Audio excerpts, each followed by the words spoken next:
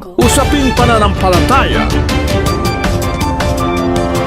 Ang pangangaral ng mga pastor sa Pilipinas. Ang tanong, katotohanan ba?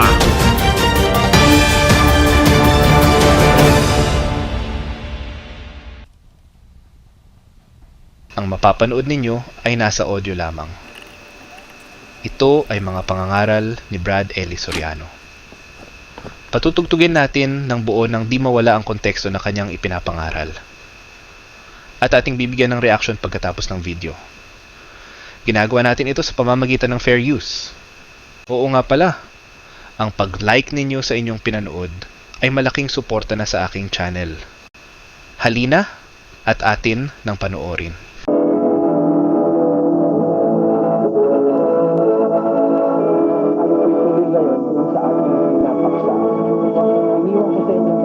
Tandaan nyo, yung salita ni Kristo, itatayo ko ang aking iglesia. Natayo ba? Kung natayo, saan natayo? Kung natayo, ano yung itinayo? Kung natayo, ano nangyari sa itinayo? At kung natayo, ba't kailangan magtayo uli sa Pilipinas si Ginoong Manalo? Umpisahan na po natin agad para makinabang tayo ng mas marami sa oras na ipagkakaloob ng Diyos sa atin. Ang atin nung unang tanong ganito. Yung salita ng ating Panginoong Hesus na itatayo ko ang aking iglesia, ito po ba nagkaroon ng katuparan? Kasi yun yung salita na yun, kung ating susuriin, mabuti pakibasa mo kapatid na Luz, yung 16 at 18 ni Mateo bilang pagpapasimula ngayong gabi. At sinasabi ko naman sa iyo na ikaw ay Pedro. At sa ibabaw ng batong ito ay itatayo ko ang aking iglesia. At ang mga pintuan ng Hades ay hindi magsisipanaig laban sa kanya. Yan po, kung napansin ninyo yung pangungusap na yan, sinasabi ko naman ng wika sa iyo na ikaw ay Pedro. Bakit naman sinabi ni Kristo yun na sinasabi ko sa iyo na ikaw ay Pedro? Saan ang galing yung sinasabi na yun ni Kristo na ikaw ay Pedro? Saan mo nag-umpisa yung conversation? Mabuti para hindi tayo maligaw, ating ugatin. Itaas po natin sa 13, yan ding Mateo 16. Nang dumating nga si Jesus sa mga sakop ng Cesarea ni Filipo, ay tinanong niya sa kanyang mga alagad na sinasabi, ano baga ang sabi ng mga tao kung sino ang anak ng tao? At kanilang sinabi, anang ilan si Juan Bautista, ang ilan si Elias, ang mga iba si Jeremias o isa sa mga propeta. Tuloy. Kanyang sinabi sa kanila, datapwat ano ang sabi ninyo kung sino ako? At sumagot si Simon Pedro at sinabi, ikaw ang Kristo, ang anak ng Diyos na buhay. Ayan. Marami hong nagsasabi si Kristo, iba-iba sinasabi tungkol sa kanya. Sabi ikaw ng ilan, ikaw si Elias. Sabi ng ilan, si Jeremias. Sabi ng ilan, si Juan Bautista. Sabi ng iba, ikaw ay isa sa mga propeta. Binalingan niya mga alagad, kayo, ano sabi niyo tungkol sa akin? Sino ako? Sa inyo, sino ako? Sumagot si Simon na ang Pedro, na ang sabi, ikaw ang Kristo, ang anak ng Diyos na buhay.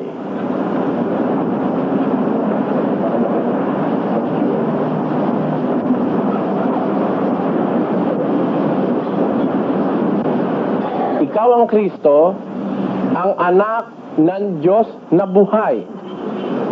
Tandaan nyo, ang sagot ni Pedro, ikaw ang Kristo, ang anak ng Diyos na buhay. Ano ngayon ang sagot ni Kristo sa sinabi na yun ni Pedro?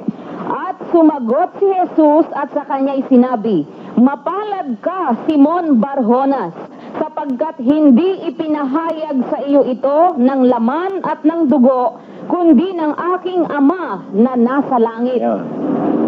Nung sabihin ni Pedro, ikaw ang Kristo, ang anak ng Diyos na buhay, sabi ni Kristo kay Pedro, mapalad ka Simon Barjonas, sapagkat hindi ipinahayag sa iyo ito, alin yung ito? doon sa siya yung anak ng Diyos na buhay. Ha?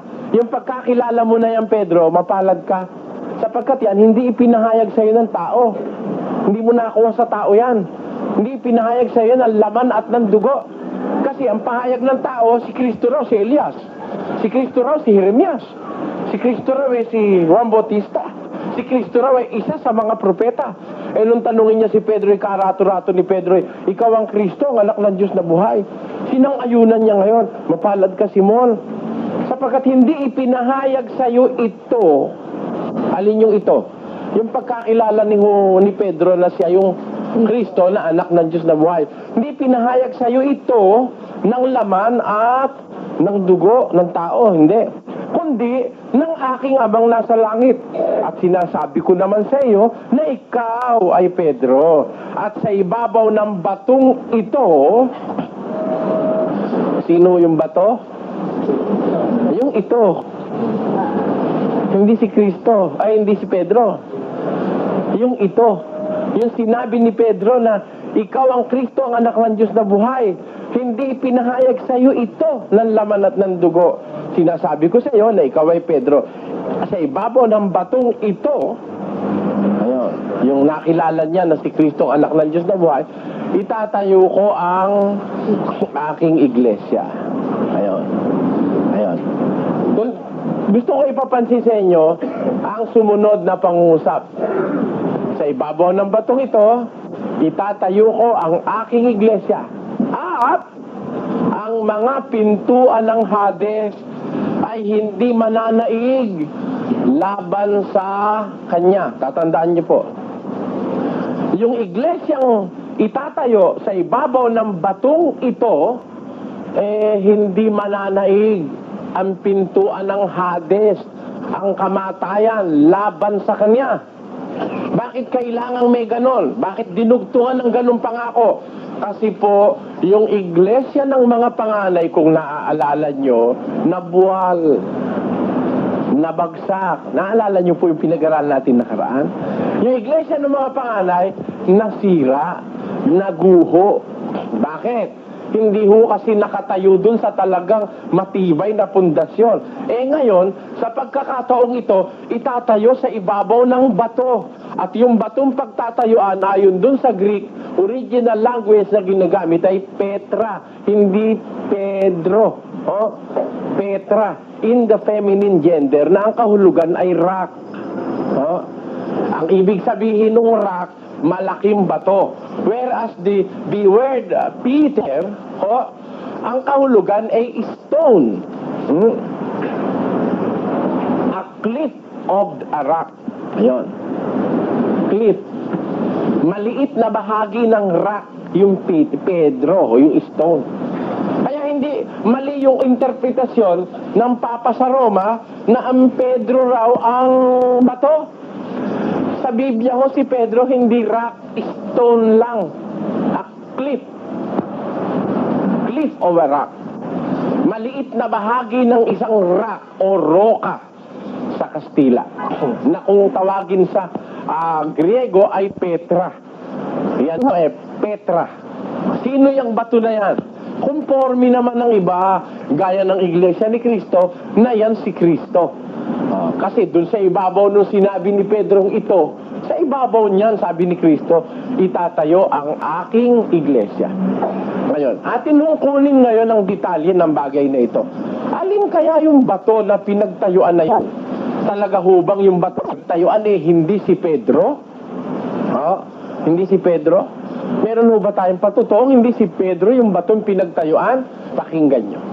Sa Efeso Kapitulo 2, versikulo 20. Na mga itinatayo sa ibabaw ng kinasasaligan ng mga apostol at ng mga propeta. Pakinggan nyo. Itinatayo sa ibabaw ng kinasasaligan. Siyempre may fondasyon. Ano mang itatayo, may fondasyon. Tama po ba o hindi? Ano mang itatayo ay may fondasyon. Ang sabi dito, itinatayo sa ibabaw ng kinasasaligan. Palagay nyo, ito yung pundasyon, ano? Kaya ng pundasyon. itinatayo sa ibabaw ng kinasasaligan o pundasyon ng saligan, mga apostol at ng mga propeta. Ayan.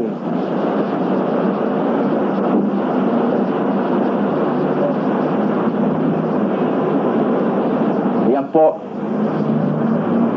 Yung mga apostol, yung mga propeta, itinayo sa ibabaw ng kinasasaligan o ng pundasyon. Sino yon? Tuloy. Na si Kristo Jesus din ang pangulong bato sa panulok. Oh, siya pala yung pangulong bato eh.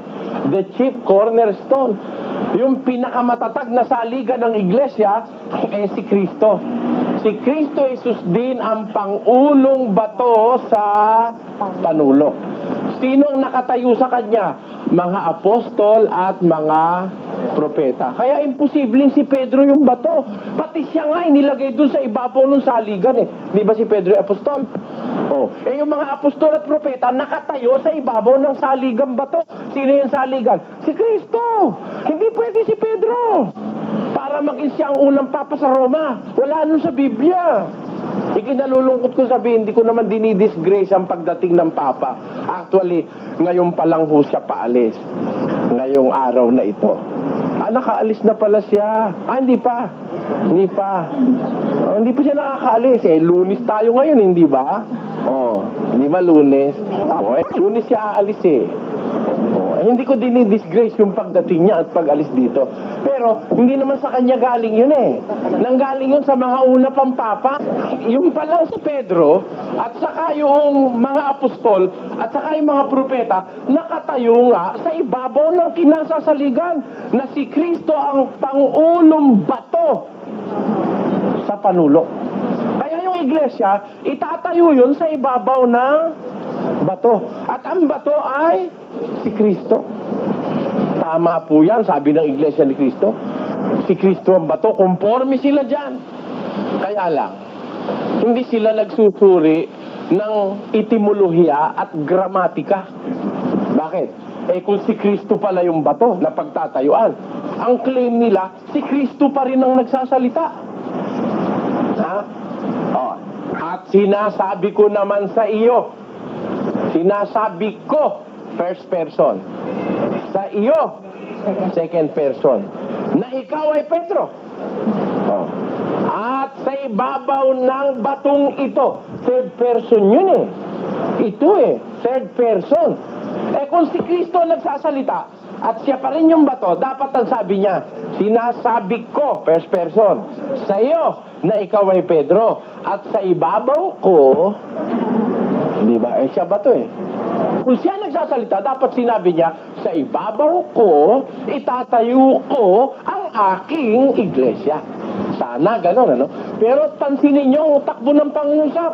Ang nagsasalita ay si Kristo, tapos ang kausap ay si Pedro. Tapos, bakit hindi niya sinabing sa ibabaw niya? Siya naman pala nagsasalita. May sikreto rito, mga kapatid. Ano ang sikreto rito? Mag-isip ka lang. Sinasabi ko, may nagsasalita. First person. Sa iyo, Pedro, second person. Na ikaw ay Pedro, sa ibabaw ng batong ito, third person. Itatayo ko, sabi ng first person, ang aking iglesia. Sa makatwid, ang may-ari ng iglesia, yung first person. At ang pagtatayuan ng iglesia, yung third person na siyang bato. Kung ang third person na siyang bato ay si Kristo, at ang second person ay si Pedro, si Peter, ang kausap ay si Pedro, sino ang first person na talagang nagsasalita sa talata? Ang sabi ni Kristo, mapalad ka Simon Barjonas, hindi ipinahayag sa iyo ito ng laman at ng dugo, kundi ng aking Ama na nasa langit. Who is the real speaker at that time? It is the Father in heaven. May patotoo ba tayo na talagang nagsasalita ron na yung Ama? Pakinggan nyo sa isang talata ni Juan 12:49. Sapagkat ako'y hindi nagsasalita na mula sa aking sarili, kundi ang Ama na sa akin ay nagsugo ay siyang nagbigay sa akin ng utos kung ano ang dapat kong sabihin at kung ano ang dapat kong salitain. Sino ho ang nagsasalita? Sabi ni Kristo, hindi naman ako nagsasalita na mula sa aking sarili. Ang amang nagsugo sa akin, siyang nagbigay sa akin ng utos. Kung ano ang dapat kong sabihin at kung ano ang dapat kong salitain. Kaya nung sabihin ni Kristo, namutawi sa bibig niya, itatayo ko ang aking iglesia. Hindi niya sariling salita yung galing sa Ama yun. May patutoo ho ba tayo? Na galing nga sa Ama yun? Pakinggan nyo sa 18:18 ng Deuteronomio. Aking palilitawin sa kanila ang isang propeta sa gitna ng kanilang mga kapatid na gaya mo. At aking ilalagay ang aking mga salita sa bibig niya at kanyang sasalitain sa kanila ang lahat ng aking iuutos sa kanya. Tuloy. At mangyayari na sino mang hindi makikinig sa aking mga salita na kanyang sasalitain sa aking pangalan ay aking sisiyasatin yaon sa kanya. Sabi ng Diyos sa hula, kausap po dito si Moises. Panahon pa ni Moises, matagal pa. Sabi ng Diyos kay Moises, aking palilitawin sa gitna ng iyong mga kapatid ang isang propetang gaya mo, Moises. Ilalagay ko ang aking mga salita sa bibig noong propeta na yon. Kanino ho yung salitang nando sa bibig ng propeta? Hindi sa Diyos.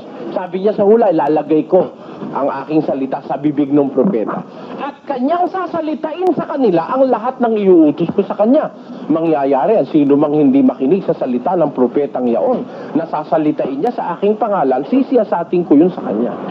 Sino yung propeta na yun na lalagyan ng Diyos ng kanyang salita sa pangalan o sa bibig niya? Pakinggan nyo sa Gawa 3:22,20. Tunay sinabi ni Moises, ang Panginoong Diyos ay magtitindig sa inyo ng isang propetang gaya ko mula sa gitna ng inyong mga kapatid.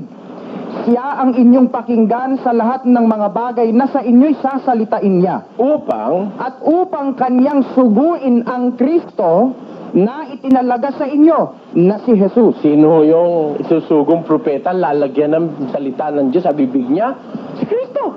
Kaya kung magsalita si Kristo, officially galing sa Ama yun. Nung sabihin ni Kristo, itatayo ko aking iglesia, it is just a repetition of what the Father have said long time ago. Sa 9:11 ng Amos, ang sabi ng Diyos, itatayo ko ang tabernakulo ni David na nabuwal. Tatakpan ko ang mga guho niyaon, ang mga sira niyaon aking itatayo gaya ng mga araw ng una. Kaya may itatayo dahil doon sa nabuwal. Napag-aralan na natin, yun nga po yung iglesia ng mga panganay na Israel.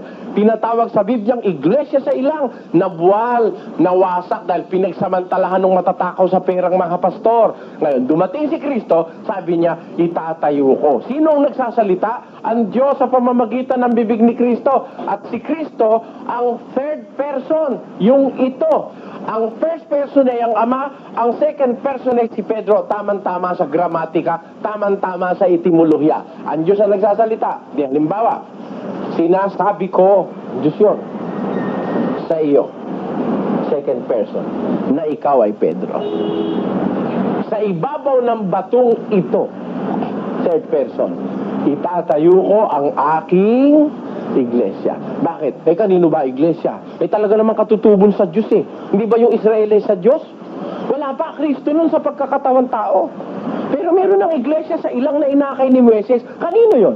Hindi ba sa Diyos yon? Sabi ng Diyos, isa kang banal na bayan sa Panginoon mong Diyos. Pinili ka niya upang maging bayan na sa kanyang sariling pag-aari. Kaya talagang sa Diyos yon. Nagiba, itatayo. Sino magtatayo? Di yung may-ari na Diyos, kakasangkapanin lang si Kristo. Kaya pag sa salita ni Kristo, tatayo ko aking iglesia, galing sa Ama yon. Iglesia ng Diyos yun eh. Sa Diyos yung yung iglesia na yun, mula pa ng una, itatayo lang. Bakit? Nabuwal. Ngayon, yung itatayong iglesia, hindi pananaiga na ng pintuan ng Hades. Hindi na mawawala. Hindi na masisira uli. Karato-rato ni Ginoong Manalo eh. Ano ikaw nangyari sa iglesia? Nalipol na lubos. Walang natira kahit isa, si Kristo lang. Anong pasugo yon? Tingnan ninyo sa inyong mga TV screens. Ang pasugong ito, na ang iglesia raw na itinayo ni Kristo, nalipol na lubos. Walang natira kahit isa, at ang natira lang daw nag-iisa si Kristo. Yan ho'y maling paniniwala ni Ginoong Manalo na di umano'y sugo. Kung sugo yan, ba't magkakaroon ng paniniwalang ganyan? Nalipol daw lubos, di magkakontra kayo ni Kristo. Kasi sabi nung Ama sa pamamagitan ni Kristo, ang pintuan man ng Hades, hindi mananaig laban doon sa itatayo niya. Ha? Paano malilipol yun? Sabi naman ni Manalo yung malilipol na lubos. Sino ang paniniwalaan nyo? Ang Diyos Ama, si Kristo o si Manalo? Ang hirap sa inyo, kung iglesia kayo ni Kristo, galit kayo sa akin. Ako hindi. Hindi ko mo ako'y ganito. Galit ako sa Papa. Pinanalangin ko ang Papa makaalis ng maluwalhati. Awa ng Diyos, walang nangyari, oh. O, kita nyo, Lunes na ngayon, walang nangyari sa Papa, oh. Kita mo? Oh, di ba? Pinanalangin ko, bakit kung may mangyayari sa Papa, pangit, eh. Pangit. Sasama tayo sa paningin ng buong mundo. Lahat ng television sa buong mundo nakaganon ngayon dito sa Pilipinas, eh. Pinanonood tayo ng buong mundo. Ang warmth, yung init ng Filipino hospitality, dapat nating mapatunayan yan sa lahat ng pagkakataon at sa lahat ng klase ng bisita. Ako'y nagwe-welcome sa Papa not as a pastor. Hindi ako naniniwala siya pastor. Hindi. Pero dalawa ang kanyang layo ng pagparito. As a pastoral visit, meron siyang pastoral visit na tinatawag at state visit because he is the head of the state of Vatican. Kaya bilang isang puno ng isang gobyerno, tinatanggap siya ng ating gobyerno. Kaya kasi Presidente Ramos, kahit na siya'y protestante, tinanggap niya ang Papa as a head of another state. Para rin si Presidente, pagdating doon sa Vatican, tatanggapin siya as a head of state. Ganun ang ibig ko sabihin. As a head of state, di welcome natin ang Papa. Wag natin, ito si Ginoong Almeida, tutubuan daw ba naman ang Papa ng sungay? Ano ngayon, no? Hindi tinubuan ng sungay. Kita mo, di napakasinungaling mo. Pakikinig ko sa inyo. Eto, pakinggan nyo, ha? Konti lang ito. Kaya mga pare, akala ninyo kayo naglilingkod sa Diyos. Kung kayo papatay ng kapwa, akala ninyo kayo magmada ng kapwa Pilipino, akala ninyo kayo naglilingkod sa Diyos. Hindi po kayo naglilingkod sa Diyos. Naglilingkod kayo kay Satanas. Lumayas ko diyan! Kawawa kayo ngayon sa Emiro. Mapadamay kayo at paglalabasan ng sungay na mga obispo na papunta sa Kaligasan, mga kardinal, ang papasaluma, ang mga sungay, lalabas sa pangalan ng Diyos ay bigli ang mga bisa. Ano ngayon, no? Hindi tinubuan ng sungay. Kita mo, di napakasinungaling mo. Ibig lang sabihin, mas makapangyarihan sa'yo ang Papa Almeida. Mas makapangyarihan ang Papa sa'yo. Hindi mo napatubuan ng sungay, eh. Biro mo yung kalukuhan mo. Sige, magdemanda ka. Sige, magdemanda ka. Yan ang dapat sa'yo, eh. Para tumigil ka niya kahangalan mo, didikri-dikri ka. Hindi ka naman presidente, dikri ka ng dikri. At saka hindi naman martial law, dikri ka ng dikri. Kalukuhan yun. Dikri. Yung mga miyembro ni Almeida, lumayas na kayo. Niluluko lang kayo. Ba't hindi kayo niluluko? Tingnan mo, hindi tumubo yung sungay ng Papa. Kita nyo na. Hindi kayo niluluko. Yun lang sinabi nyo nung araw, tanda-tanda ko, eh. Demanda mo ko, Almeida. Para magkasubukan tayo sa husgado. Para matigil ang kasinungalingan mo. Ito sinasabi mo, yung lahat ay kanan lumalaban sa akin, mabubulag sa loob ng 2 buwan. Nakaka2 taon na ngayon. Hanggang ngayon, malaki pa rin ang mata ko. Kita mo na. Sabihin mo, yabang mo. Napakalaking kayabangan yan. Ayon sa Diyos, ha? Kayabangan yan. Pakinggan nyo. Sa 18:22 ng Deuteronomio. Pagka ang isang propeta ay nagsasalita sa pangalan ng Panginoon, kung ang bagay na sinasabi ay hindi sumunod ni mangyari, ay hindi sinalita ng Panginoon ang bagay na yaon. Ang propetang yaon ay nagsalita ng kahambugan. Hambog! Ano sabi ng Diyos? Huwag mong katatakutan siya. Layasan niyo yan! Niluloko kayo, kinukulang pa kayo na ikapo. Layasan niyo yung ganyan mga propeta. Sasabihin nyo, ako raw nagagalit. Di ako galit. Ang totoo, kung pupunta sa amin si Almeida, paiinumin ko ng kape. Yung pagkatao niya, hindi ako galit doon. Kagaya ng pagkatao ng Papa, hindi ako galit doon. At saan ako galit? Doon sa maling sinasabi mo, Almeida, doon ako galit. Oo, dahil maililigaw mo yung iba. Biro mo, paniniwalain mo, ang papatutubuan ng sungay. Tapos madidikit sa pader. O biro mo, sinabi mo, dinikri mo. Yun ang hirap sa'yo, hindi naman makisalon, dikri ka ng dikri. At sino ka para magdikri? Ano batayin mo sa Biblia, ikaw yung magdidikri? Ha? Man of, hindi nga man of God eh. Ang sinasabi, hindi nangyayari. Yan ang sinasabi ko. Pag magre-religion din lang kayo, huwag niyo ipakipagsapalaran ng kaluluwa niyo, mga kapatid. Huwag kayo sasama sa mga ngaral na paltos ng paltos kung magsalita. Layasan niyo ganon. Biski ako, layasan niyo ako pagka ganon ako. Paltos, hindi tama yun. Magre-religion ka, paltos. Ba't ka alis pa sa Katoliko? Di mabuti na yung unang paltos, tama na ron. Lilipat ka, papaltos ka rin. Pero mong hirap ang gagawin. Sa Katoliko, kahit hindi ka magbigay na ikapo, pwede. Diyan bibigyan, pag hindi ka nagbigay na ikapoy, magnanakaw ka raw sa Diyos. Di obligado kang magbigay na ikapo para wag kang maging magnanakaw. Yung pala yung pastor mo magnanakaw. Walang niya talaga, Na, hindi pala ikaw ang magnanakaw yung pastor mo. Kaya ako, iwan na muna natin at maliligaw tayo ng kapiraso diyan. Ang sabi sa Biblia, pag ang isang propeta nagsasalita sa pangalan ng Panginoon at ang kanyang bagay na sinabi hindi sumunod, hindi nangyari, huwag mong katatakutan yon. Nagsasalita lang siya ng kahambugan. Huwag mong katatakutan ng propetang yaon. Ayan, may record ka sa akin ngayon, ladagdagan na naman. Ang dami mo ng record sa akin ng paltos, kumbaga sa basketball, puro foul yung ginagawa mo na yan. Manalo ka lang kahit foul na. Hindi ka naman mananalo pag mahusay yung referee, di ba? No? Pag nag-foul ka na nag-foul, lalong mananalo yung pinaul mo.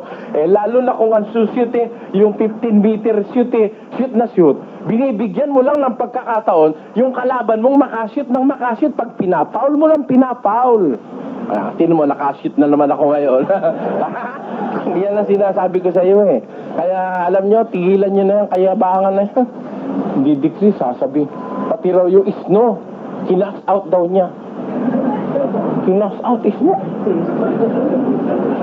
Makakas out ba yung isno? Hindi naman demonyo yun, ba't may kakas out? Ang kinakas out sa Biblia, hindi yung demonyo. Yung isno, hindi demonyo yun. Kailangan ng tao yun, kailangan ng mundo yung isno. It maintains the favorable climate of the earth.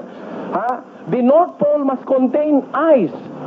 The North Pole must hold and the South Pole must hold those snow to maintain a favorable climate for human beings on earth. Tapos kakas out mo. Narinig ko ba naman nasa California raw siya, hindi nagka-snow, kinas out niya. Sino maniniwala sa'yo? Yung gago. G-A-G-O. Gago ang mapapaniwala mo. Bakit? Kung totoong merong panahon sa California na wala ang snow, hindi ba ilalagay sa Guinness Book of World Record yan?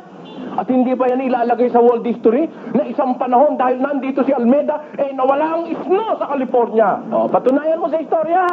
Ako naman hindi mapagtutol kung mapapatunayan mo. Di patunayan mo na meron ka nang nadilat na bulag. Wala. Sabi nung nagpapatuto, papasinungaling lang yan. Papatuto raw. Pasinungaling yan, di patutoo yan. Sabi, dito sa amin, marami nang bulag na nakakita. Asan nyo? Nilabas mo! Bakit ang nagpapatutuo yung hindi bulag? Yung bulag ang pagpapatutuhanin mo. Di ba? Sabihin mo, ako po si Talpulanyo de los Reyes. Nakatira ako sa Tondo. Ang address ko'y ganire. Ako'y dating bulag, nakakakita na ako. Sige, patutuhanin mo. At susugirin ko yan. Pupunta ako sa Tondo, magtatanong ako ron, magdadala ako ng mga reporter. Talaga may kilala kayong Talpulanyo de los Reyes ditong bulag? Opo. Ngayon ba'y bulag pa? Bulag pa rin ho. Mali. Nako, hindi mahirap maghanap ng totoo. Use your minds. Use your brains. Alamin natin kung totoo hindi totoo sinasabi, naniniwala tayo Yan ang masama sa relihiyon. Tama ang mga ari-ari ng iglesia nang wala nang ito'y pagsamantalahan ng mga masasamang mangangaral sa Israel. Isinugo ngayon ang anak para matayong muli sa pamamagitan ng anak na nagsalita ng galing na salita sa Ama, itatayo ko sa ibabaw ng batong ito ang aking iglesia at ang mga pintuan ng Hades hindi mananaig laban sa kanya. Kaya doon napapatunayan natin, mali na naman yung doktrina ng iglesia ni Kristo. na yun daw iglesia, nalipol na lubos, walang natira kahit isa, at si Kristo lang daw natirang mag-isa. Tingnan ninyo sa pasugo. Tingnan nyo sa inyong mga TV screen.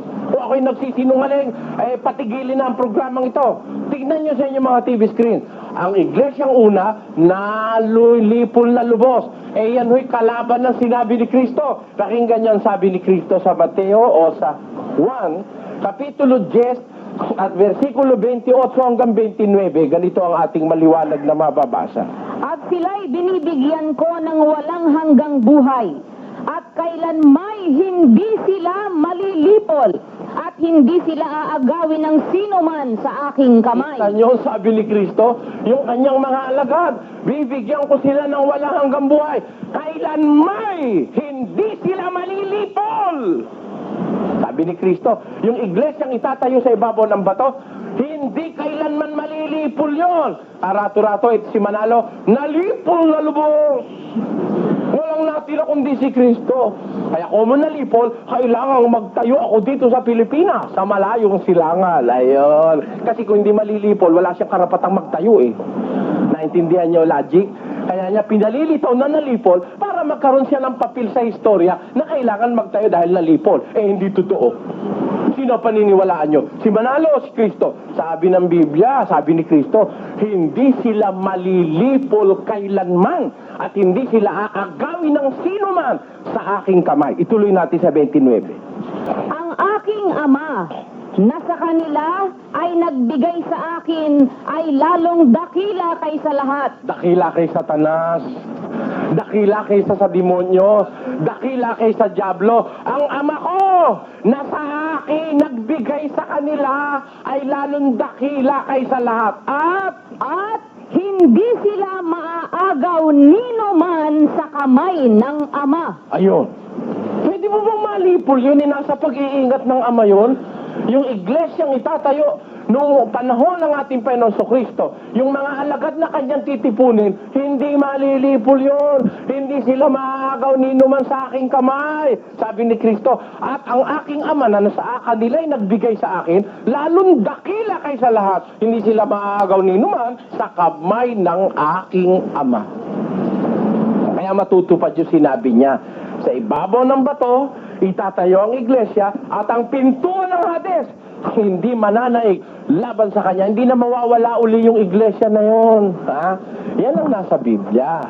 O ngayon, ang tanong natin ganito. Kung sinabi ni Kristo na itatayo ang iglesia, salita ng Ama, lumabas sa kanyang bibig. Ang tanong ang susunod siyempre, natayo ba? O itatayo yung sabi eh. Hindi naman sinabi, sa ibabaw ng batong ito, nakatayo na ang aking iglesia. Hindi pa naman eh. Sa ibabaw ng batong ito, itatayo ko ang aking iglesia. Di may nakabuwal, itatayo. Ano yung iglesia ang nakabuwal? Yung sa Ama, yung sa Diyos. Kailan natayo? Nung panahon ni Moises. Iglesia sa ilang ang tawag. Pinagsamantalaan, nagkahiwa-hiwalay, nangalat. Di nagiba, itatayo ngayon. Ang tanong, natayo ba? Oo, natayo ba? Baka naman hindi natayo, kaya itong mga born again wala kwenta yung iglesia. Hindi kailangan ng iglesia. Ang kailangan ay personal na relasyon sa Ama at sa ating Panginoon bilang personal na tagapagligtas. Sarap batukan? Kung totoo libre ho mambatok, pupuntahan ko sa istasit, pagbababatukan ko yung mga nagsasabing hindi ro kailangan ng iglesia. Sabihin nyo sa kanya, sumbong nyo ako sa kanila. Dapat dong batukan. Biro mo sabihin mo hindi kailangan ng iglesia. Ha? Sabi ng Ama, sabi ni Kristo, sa pamamagitan ng salita ng Diyos, itatayo ko ang aking iglesia. Di itatayo. Tanong, natayo ba? Kung hindi natayo, wala kang kwenta iglesia. Pero itatayo, natayo ba? Paano ba kung magsalita ang Diyos at ang Biblia? Ano ang dapat nating maging pagkakilala sa salita ng Diyos at sa Biblia? Sa Santiago, ganito ating mababasa sa Kapitulo 4 at versikulo 5. O iniisip baga ninyo na ang kasulatan ay nagsasalita ng walang kabuluhan?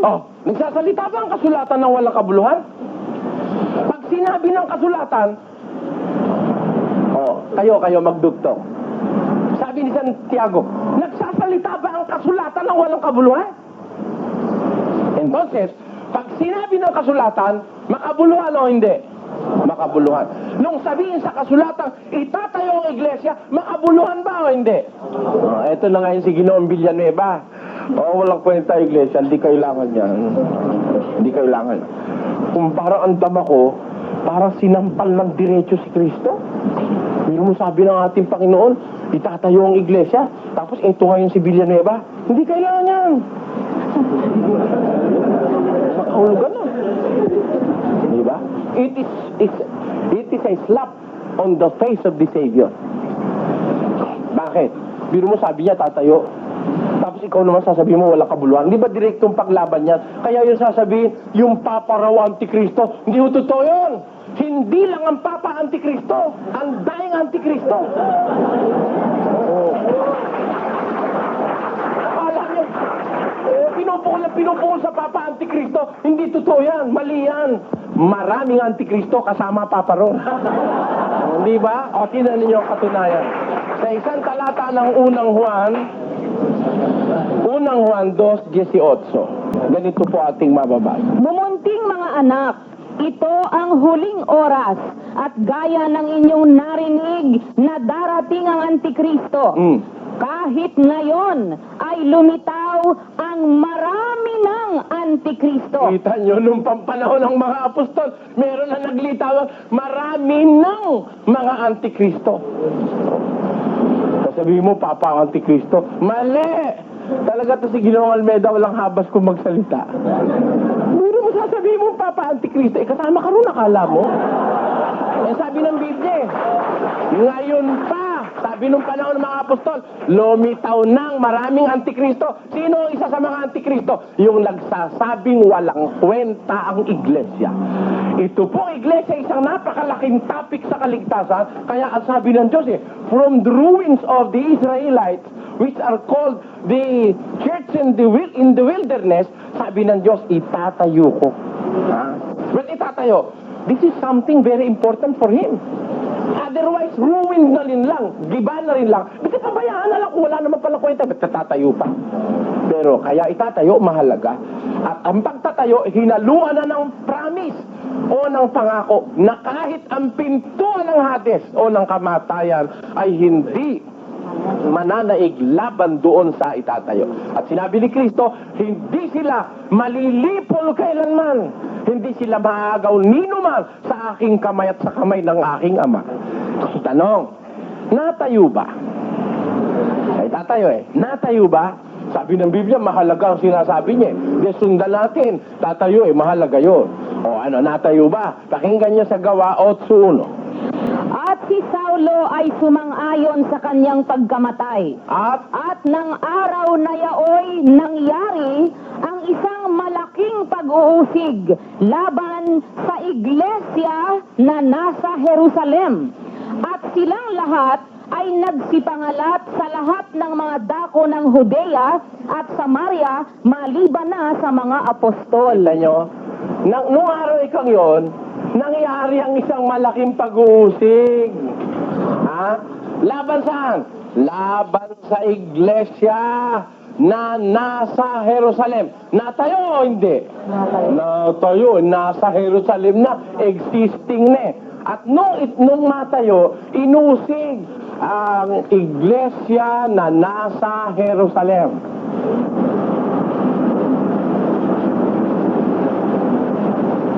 Tandaan niyo po ang talata.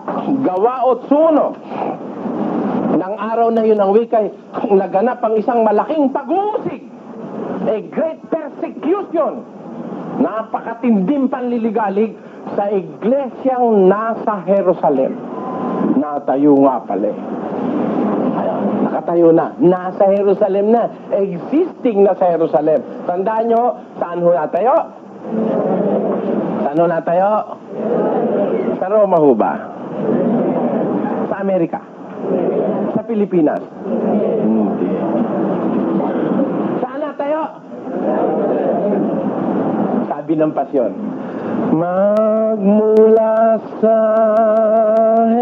Jerusalem. Saan ho magmumula? Ayun. Tanyo, kabisado yung pasyon. Kasi Katoliko karamihan dito Ha? Nasa nasa ano yun? Nasa pasyon. Pakita mo nga yung pasyon sa screen. Tingnan nyo sa inyong TV screen. Magmula sa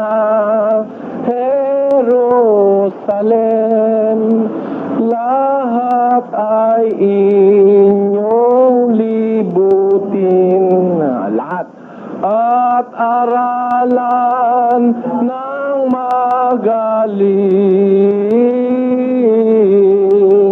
ang taong nagugupiling ng sasalay di mahimbing. Saan ho mag-uumpisa pangangaral? Jerusalem. Kaya doon sa Jerusalem, doon natayo ang iglesyang sinabi at ipinanukalang itatayo. Meron ho ba tayong patutuo sa Biblia na doon nga sa Jerusalem naganap ito? This is a very important historical biblical fact that the first church or the primitive Christian church was there in Jerusalem during the time of the Lord Jesus Christ. Meron ho ba tayong patutuo? Maging sa hula na yung Jerusalem na yon, doon magaganap ang pagtatayo sa isang talata ng Jerusalem. Sa awit 147:2. Ganito ating mababasa. Itinatayo ng Panginoon ang Jerusalem. Kanyang pinitisan ang mga natapon na Israel. Kita nyo, natatandaan nyo yung mga Israelita nagkapangalap? Ha? Na atin sa pong nabasa at pinag-aralan nakaraang linggo? Meron sinabi rito na itinatayo ng Panginoon ang Jerusalem. Kanyang tinitipon ng mga natapon, those scattered sheep in Jerusalem, sa Israel. Kaya po, maliwanag na maliwanag ngayon sa Biblia na ang pagtatayo naganap. Natayo nga. Saan naganap? Sa Jerusalem. Natayo o hindi? Kung natayo, natupad ba yung sinabi ng Diyos o hindi? Natupad. Bakit natupad? Sapagkat mahalaga yung sinabi ng Diyos. Kaya natayo. Natayo ngayon sa Jerusalem. Ano nangyari? Inusig. Ulitin nga natin, kapatid na Luz. At si Saulo ay sumang-ayon sa kanyang pagkamatay. At ng araw na yaoy nangyari ang isang malaking pag-uusig laban sa iglesia na nasa Jerusalem. Ito palang may kagagawa nitong malaking pag-uusig. Ang nag-umpisa si Saulo. Yung sang-ayunan niya, yung kamatayan ni San Esteban. Bino mo, pinatay sa bato ng mga Israelita. Si San Esteban, hauna-una ang martir ng Kristyanismo. Binato na, kasi nakipag-diskusyon si Esteban. Diskusyon ho, pinanggalingan ito nakikipaglaban si Esteban, hindi sila makapanalo kay Esteban. Kaya yung, alam mo yung champion sa Biblia, pinapatay yun. Kaya ako, naghahanda na rin ako Malay mo, di ba, kasi hindi maiiwasan pag nakikipagdiskusyon kagaya ni Esteban, binato hanggang mamatay. Alam nyo, kumampi pa nga ito si Saulo dun sa mga pumatay kay San Esteban. Sabi ng Biblia, si Saulo sumang-ayon sa kanyang pagkamatay. At dahil doon, nangyari ang isang malaking pag-uusig laban sa iglesia na nasa Jerusalem. Ano nangyari? Ulitin mo ulit. At si Saulo ay sumang-ayon sa kanyang pagkamatay. At ng araw na yaoy nangyari ang isang malaking pag-uusig laban sa iglesia na nasa Jerusalem. At silang lahat ay nagsipangalat sa lahat ng mga dako ng Judea at Samaria, maliban na sa mga apostol. Ayan, ang nangyari, nung sang-ayunan ni San Pablo ang pagkamatay ni San Esteban, ni Saulo pala, nung sang-ayunan ni Saulo yung pagkamatay ni San Esteban, nangalat ngayon yung iglesia. Inusig na matindi sa Jerusalem. Nangalat, napunta lang Judea, napunta sa Samaria. Alamin nga natin muna, sino ba itong Saulo na to? Na nang-usig. Na natutuwa pa nung mapatay si San Esteban. Sino itong Saulo to? Sa 13:9 niyan ding gawa ng mga apostol. Datapwat si Saulo, na tinatawag ding Pablo. Sino ho yung Saulo? Yun din pala naging Pablo, naging apostol. Nung hindi pa siya apostol, Saulo siya. Talagang taga-usig siya ng iglesia. Pero bandang huli, Naging apostol siya ni Kristo. Siyang nang-uusig. Kaya ako naniniwala. Yung mga pastor ng iglesia ni Kristo, nagalit na galit sa akin, darating din ang araw, makakasama ko kayo, ha? Pag nabuksan na ang inyong mga mata, na si Ginoong Manalo pala'y hindi sugo ng Diyos dahil mali ang itinuro sa inyo. Di ba, no? Oh, makita nyo, darating araw. Yung mga nang-uusig dito sa samahan ito, sasama rin kayo sa akin. Ang totoo, marami na rito miyembro ni Almede. Oh, di ba? Oh, yung nangungulekta ni Periol, nandito na rin. Oh, dito ba, Brad Eli, hindi kami mangungulekta? Hindi ka ako, bawal sa atin yun. I-close up mo nga yan, no? Oh, paano tayo mangungulekta sa daan yan? Dito sa ating hall dito nakalagay agad yan, bawal tumanggap ng abuloy mula sa hindi kapanampalataya kahit nandito na kayo. Lalo naman sa daan, hindi namin pupuntahan yon. Talagang bulgar na bulgar, napakawalang niya talaga ng mga ganon. Biro mo yun? Doon sa Cubao na traffic kami kanina, galing kami sa Cubao, yung mabanda ng Cubao, hindi naka-traffic kami. Aba, meron doon sa mga bus, wala namang nagsasalita. Yung mga kotse, tinatapatan. Natapatan pa nga yung aming kotse. Nakunan ko pa ng litrato. Hindi lang alam nung pobre. Nakunan siya. Kung talagang yan street evangelism. Hindi ba ang evangelism may pangangaral? Bakit pati yung hindi nakakarinig ng aral at nakatraffic lang at tinatapatan nyo ng mga tindi ng kawalanghiyaan niya, napakatindi na yan. Sobra na yan. Maghulos dili kayo mga taga Marikina. Baka lumubog kayo riyan pag lumindol. Sobra na yung ginagawa nyo. Wala sa Biblia yan. Evangelism ba yan? Cannibalism yan. Para kayong cannibal, kahit sino nilalamon nyo. Ha? Napakawalang yung aral niyang ganyan. Napakawalang yung aral niya. Hindi sinasang-ayon na lang Biblia yan. Pero mo kahit sino na lang sa daan kukulan mo, pati hindi nakikinig, pati hindi ka pinapansin, kukulan mo ng pera. Napakatindi niyan. Wala ho sa Biblia yan. Mga kababayan, ingat kayo dyan. Huwag kayong bibigay dyan. Ang ibibigay nyo dyan, bigay nyo na sa pulubi.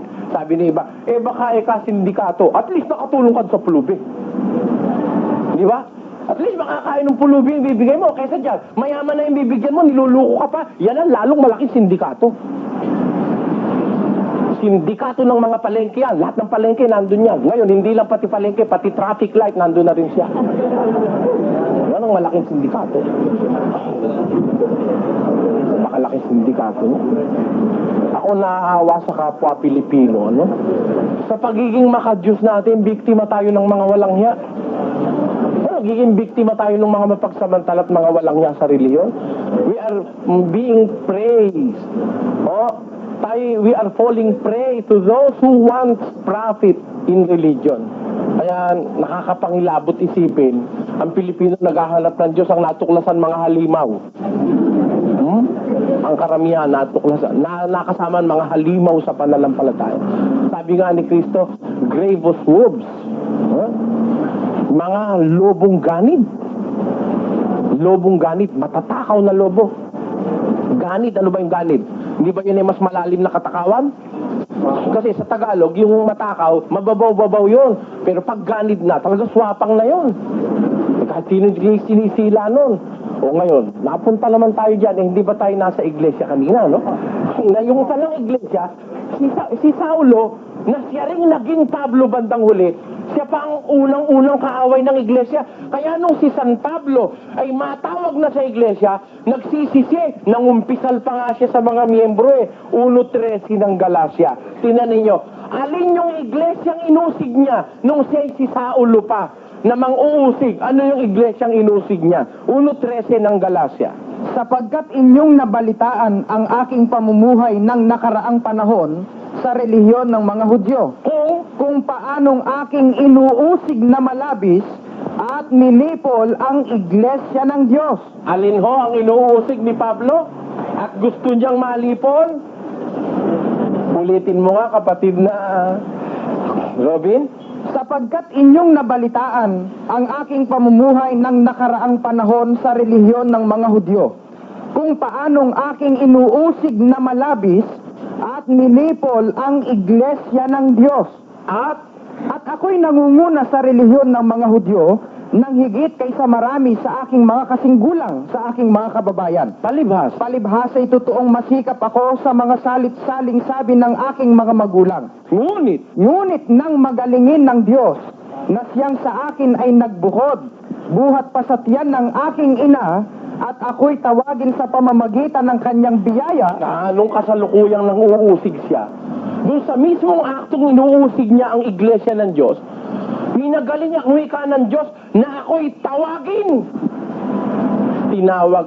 Saan ho siya tinawag? Pakinggan niyo sa unang Korinto, 1:1 hanggang 2, kung saan tinawag si Apostol Pablo. Basa. Si Pablo na tinawag ng maging apostol ni Jesucristo sa pamamagitan ng kalooban ng Diyos, at si Sostenes na ating kapatid Saan tinawag? sa iglesia ng Diyos na nasa Korinto, sa makapitbagay sa mga pinapaging banal kay Kristo Jesus na tinawag na mga banal. Kita nyo, saan ho tinawag si San Pablo? Natawag din siya bandang huli sa iglesia ng Diyos eh. Ha? Kaya ho, alin ang inusig niya? Yung iglesia ng Diyos, ayon sa Galacia 1:13. Saan din siya natawag? Sa iglesia rin ng Diyos, ayon sa unang Korinto 1:1 hanggang 2. Ikalawang Tesalonica 1:1 hanggang 2. Unang Tesalonica 1:1 hanggang 2. Yung inuusig niyan dati, doon din siya tinawag. Alin yung iglesia ang natayo sa Jerusalem? Inusig ni Pablo. Ano inusig ni Pablo? Sa makatwid ang natayo sa Jerusalem, hindi iglesia ni Kristo. Iglesia ng Diyos. Yun ang inusig ni Pablo eh. Di ba? Ito ating isa-isa no? Di ba nung usigin niyang iglesia ang nasa Jerusalem, nangalat ang wika? They were scattered throughout the regions of Judea and Samaria, except the apostles. Nang usigin, nangalat, napunta ng Judea, napunta sa Samaria. Ang tanong, kung hahanapin mo yung nanggaling sa Jerusalem, inusig, nangalat, saan napunta? Sa Judea. Saan ka pupunta kayo? Para makita mo yung nanggaling sa Jerusalem. Saan nyo susundan? Halimbawa, yung mga kalabaw ni Pedro, hinagad ng mga aso, nabulabog, napunta ng Novaliches. Hanapin mo ngayon yung mga kalabaw ni Pedro. Saan ka pumunta? Pag pumunta ka sa Pasay, may kalabaw doon. Hindi yun yung kay Pedro. Tama o hindi? Para makita mo, yung talagang kalabaw ni Pedro na nanggaling doon sa Quezon City, pumunta doon sa San Francisco, pumunta ng Novaliches, punta ka sa Novaliches. Sabi sa Biblia, yung iglesia natayo sa Jerusalem, inusig, nangalat, napunta sa Judea, napunta sa Samaria. Alamin natin, anong iglesia ngayon yung nasa Jerusalem, inusig, napunta ng Judea, napunta sa Samaria? Aling iglesia yon? Basahin ho natin sa Biblia. Sapagkat kayo, mga kapatid, ay nagsitulad sa mga iglesia ng Diyos na nasa Judea, kay Kristo Jesus. Ano ho yung napunta sa Judea? Ayon. For ye, brethren, became followers of the churches of God in Christ Jesus, which are in Judea. Kayo'y nagsitulad sa mga iglesia ng Diyos na nasa Judea, kay Kristo Jesus. Alin ho yun? Yun ang iglesia ng Diyos kay Kristo Jesus, nasa Judea. Yun din ang nakarating sa Samaria. Yun din ang nakarating sa Asia Minor, sa pangangaral ni San Pablo. Kaya nakarating sa Thessalonica yun, iglesia ng Diyos din. Iglesia ng Diyos kay Kristo Jesus. Sa mag-ama, no? Sa mag-ama. Hindi solon-solo ni Kristo. Hindi kagaya ng claim ng iglesia ni Kristo. Si Kristo raw, may-ari ng iglesia. Mali. Hindi totoo. Siya pala may-ari ng iglesia. Kanya iglesia. Ba't binili pa niya? Siguro, sira lang ang ulo ng tao na kanya nabibilib pa niya. Pag iyon, di mo na binibili. Hindi naman kay Kristo talaga yung iglesia. Umpisa nun sa Diyos yun eh. Doon pa sa Israel, sa Diyos na yun. Kaya nga, naging kay Kristo Jesus. Kaya nga, iglesia ng Diyos kay Kristo Jesus. Bakit? Binili ni Kristo. Yan ang dapat nating makita sa pamamagitan ng kanya sariling dugo. Anong katunayan, mga kapatid? Na yung iglesia nga, sa mag-ama yun. Sa Ama at kay Kristo. Dalawa sila. Ha? Si ang Ama may-ari, si Kristo ang administrador. Hindi ang may-ari si Kristo lang. Pakinggan nyo, sa 17:11 ni Juan, ganito ang ating mababasa, mga kapatid. Iglesia ng Diyos kay Kristo Jesus yung nasa Biblia. Hindi iglesia ni Kristo. Iglesia ng Diyos kay Kristo Jesus. Basahin natin. At wala na ako sa sanlibutan, at ang mga ito ay nasa sanlibutan. At ako'y paririyan sa iyo, Amang Banal. Ingatan mo sila sa iyong pangalan. Sino? Yaong mga ibinigay mo sa akin. Kanino? Sa Ama. Ibinigay mo sa akin. Tapos, doon, tuloy. Upang sila'y maging isa na gaya naman natin. Tuloy. Samantalang Ne- ako'y Ang laang iyo ay akin. Ang akin ay iyo. Okay? at ang lahat ng mga bagay ay iyo. At ang mga iyo ay akin. At ako'y lumuluwalhati sa kanila. O, yung iyo, lahat ng bagay iyo. Ang iyo, akin. Ha? Ako'y lumuluwalhati sa kanila. Kaya sa dalawa oh. Ilan ang may-ari? Dalawa Ang Ama saka si Kristo. Ang natayo dito sa Pilipinas, Iglesia ni Kristo. Ha?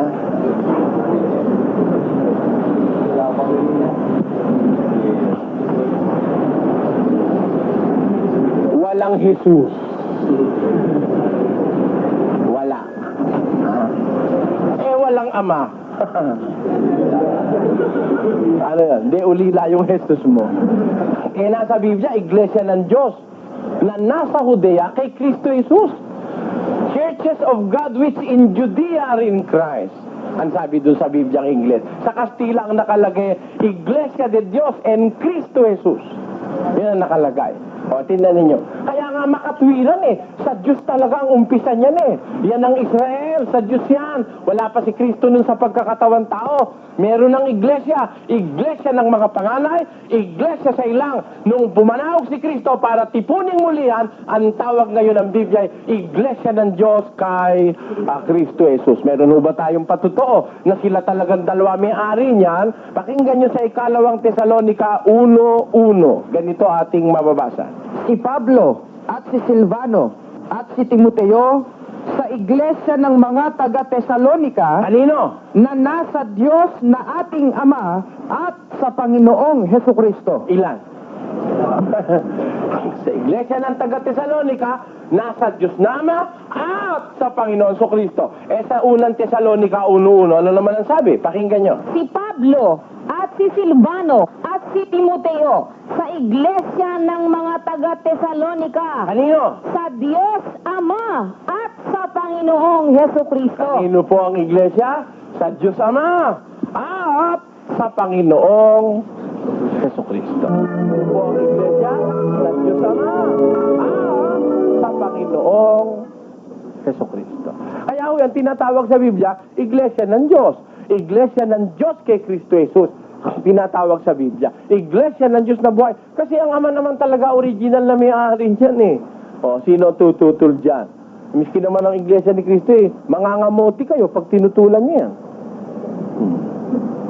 Hindi kamuting kahoy, kamuting baging ang labas nyo. Sino nagtatak ng Jerusalem?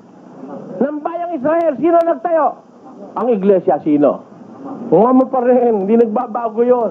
Ang nagtayo ng lahat ng bagay ay ang Diyos. Kaya, ano opisyal na pangalan? Dapat ang opisyal na pangalan kasama Diyos. Pero ba naman opisyal na pangalan? Alin ang opisyal na pangalan ng iglesia? Iglesia ni Cristo, 16 na Roma. Pakinggan nyo, tingnan ninyo sa inyong TV screen. Kaya iglesia ni Cristo ang opisyal na pangalan kasi ito ang pangalang ipinambati sa lahat. Roma 16:16. Tingnan mo kung gumamit ng Biblia si Ginoong Manalo. Napakalayo. Malayo. Kaya daw iglesia ni Cristo opisyal na pangalan kasi yun daw ang pangalang ipinambati sa lahat. Roma 16:16. Di basahin nga natin na Roma 16:16. Meron bang pangalang ipinambati ron? Ipinambati ba yung pangalang iglesia ni Cristo ron? Pakinggan nyo. Mangagbati ang kayo ng banal na halik. Alin ho, pinambabati ron? Hindi pangalan ang pinambabati ron, banal na halik ang pinambabati. Tinan mo ito si Ginoong Manalo kung magligaw ng tao, hindi ka ba kinikilabutan niya? Sa bagay, hindi ka nakikilabutan, baka wala ka na nun wala na siya ngayon hindi na siya kikilabutan. At wala namang Suryanong sumisigaw nun laban sa sinasabi nila. Kaya yung sabi nila, ang lahat ng kaaway mo'y mawawala. Hoy, mali. Kaya ikaw ngayon, wala nang pupwede sa iglesia ni Cristo. Anong walang pupwede? Ako, andito ako.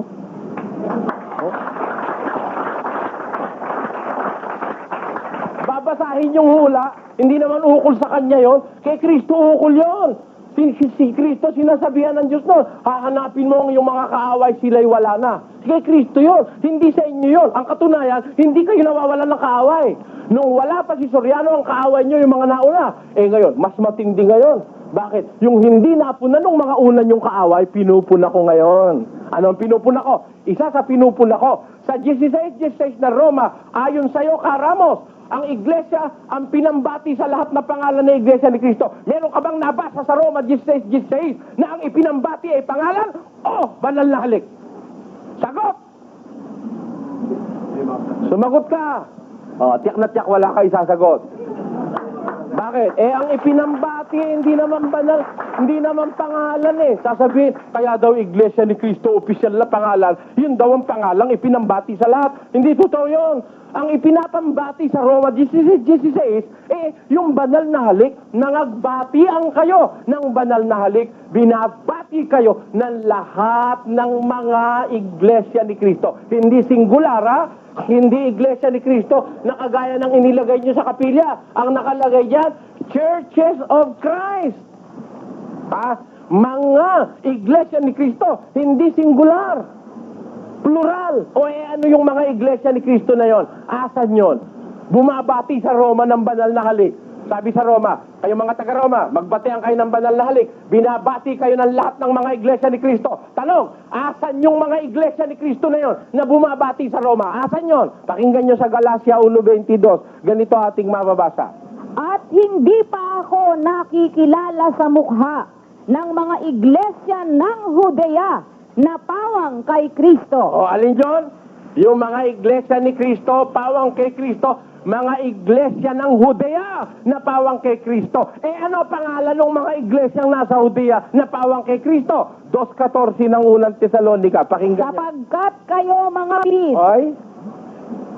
ay nagsitulad sa mga iglesia ng Diyos na nasa Judea kay Kristo Jesus. Yung tinutukoy ng mga iglesia ni Kristo, nasa Judea yon. Ano pangalan nun? Iglesia ng Diyos. Nasa Judea kay Kristo Jesus. Sa mag-ama yon. Hindi sarili ni Kristo yon. Dahil ang talagang karangalan ng pagmamayari sa iglesia ay nasa katutubong nasa Ama. Sapagkat lahat ng bagay ay may nagtayo, dadapot ang nagtayo ng lahat ng bagay ay ang Diyos. Kaya po ang iglesia, ang opisyal na pangalan yan, sa Diyos yan.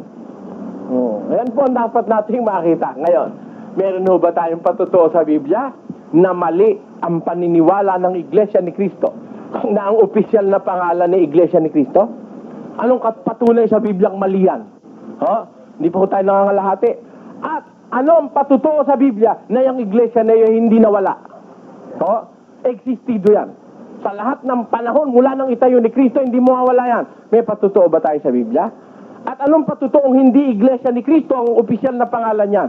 Atin pong pag-aralan niya sa susunod nating pagtatanghal. Huwag mo kayong bibitaw sa programang ito. Huwag kayong aanib sa amin. Hindi ko ayaw nyo, huwag kayong maniwala. Basta makinig lang kayo. Tapos basahin sa Biblia nyo. Ngayon, pag hindi nyo na matiis na hindi kayo maniwala, saka na lang kayo maniwala. Pero pinipigil ko kayong maniwala agad. Malay nyo, manluloko rin ako, malay nyo. Malay nyo, ako rin kagaya ng mga pastor dyan, nagpapayaman lang sa relihiyon. Mag-ingat kayo, mga kapatid. Huwag kayong basta sagpang ng sagpang.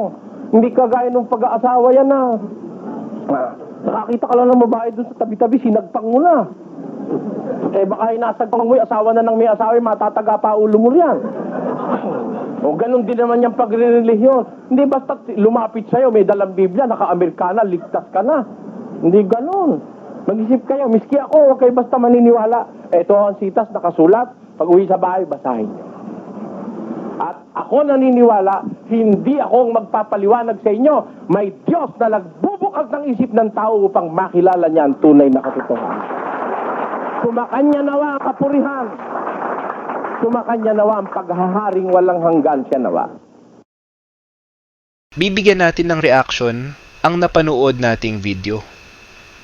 Hindi ko layunin ang magmarunong, kundi nais kong maibahagi ang aking natutunan sa Biblia. Tama si Brad Ellie na ang nagtayo ng iglesia ay hindi lang si Hesukristo, kundi ang mag-ama.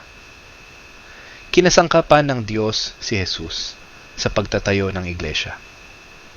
Dahil nasusulat na sa hula. At salitain mo sa kanya na sabihin, ganito ang salita ng Panginoon ng mga hukbo na nagsasabi, narito, ang lalaki na ang pangalay sanga, at siya'y sisibol sa kanyang dako, at itatayo niya ang templo ng Panginoon.